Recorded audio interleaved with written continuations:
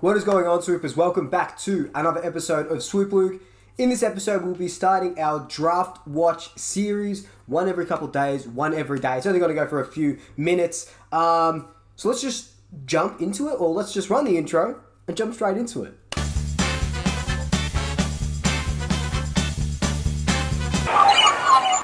So, as always, Twitch, Instagram, TikTok, all Swoop Luke. I'll be streaming Little Hope this Sunday, the 22nd of November, so be sure to watch me on that. Now, let me preface this whole series by saying I know sweet F all about the kids in this draft. I am not one for, it was harder this year. I would have got into it a little bit more this year if I, without COVID and stuff like that. But I'm relying heavily on a website called Draft Central. People in the big footy community, people on Instagram and stuff like that, and Cal Toomey and all those sort of people. But just want to preface it by saying I know I've got NFI on the intricacies of these players, so I'm just going off some notes and stuff, how I think they'll benefit the team. But anyway, let's start with our first guy, Nikolas Cox.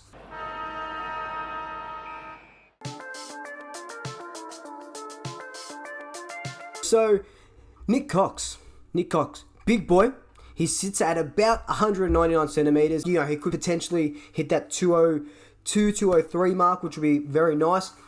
The best thing about him, and why the Pies would love him to, get to 14 and 16, which are our picks, obviously, is that he is a key forward and a key defender. As you can see, he played forward in the under-18 lineup with Vic Metro last year. He can run. As a bottom ager in the Vic Metro series, playing with Matty Rowell and stuff like that.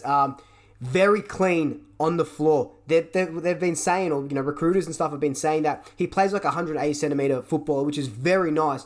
Not only can he fly for those marks, he can pretty much crumb the ball as well. And that's exactly what you kind of want from your big men. You want a tall timber target, and also you want those players that are going to put in their second effort and get that ball, down on the ground, handball it off, or whatever that may be. He's a big boy, so obviously he's going to be a nightmare to match up on. Gets the ball at its highest point, kind of like what Cox does, what Myercheck sort of does. 199 centimeters isn't anything to scoff at, as you can see. The thing that appeals to me the most about it is, yes, we know that key forwards, not so much key defenders, but we know that key forwards take a lot of time to develop. He obviously needs to put a little bit of muscle on, and it needs the ability, the endurance, AFL level endurance, to keep going and keep going and keep going. So the thing that I do like about him is that if we do choose him, if he does get, and we're the team that he gets to, he can play forward, he can play back. If he plays forward, that's great. Amazing. We need a key position forward. If he plays back, that means that we can release, as much as I hate to say it, if we need to, we can release Darcy Moore up forward. But also, in saying that, Nathan Buckley did sound out that he would like Mark Keane to play forward, and we know Mark Keane's a key position defender. So, is that the way forward? Are they wanting a key position defender and push him up to the key position forward role? Is that a Keane role? Is that a Cox role? But they're questions for guys that are getting paid way more than me. I'm not getting paid anything. But anyway, this has been, just a little bit on Nick Cox, and you can see from the footage, looks a good footballer, and I would love him to get to that 14, 16 sort of range, which is our current picks. I think he might get to our picks, which is 14 and 16, before any bids for Reef, and before any sort of here and there with Logan and trying to get pick 2 and stuff like that. Like Cal Toomey at the start of October had him sitting at, I think, 22nd. In November, he had him sitting at pick 16. And that's our pick 16. So if he gets that far, I think Collingwood will jump at the chance to grab him.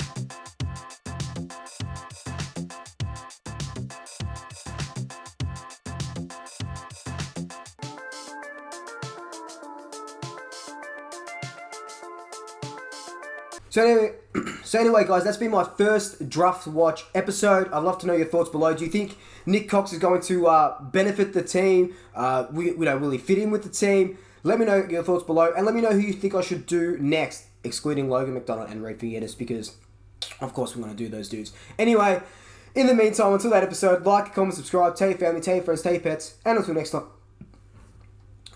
time, double shackers. I'll swoop you all later. Ooh la la.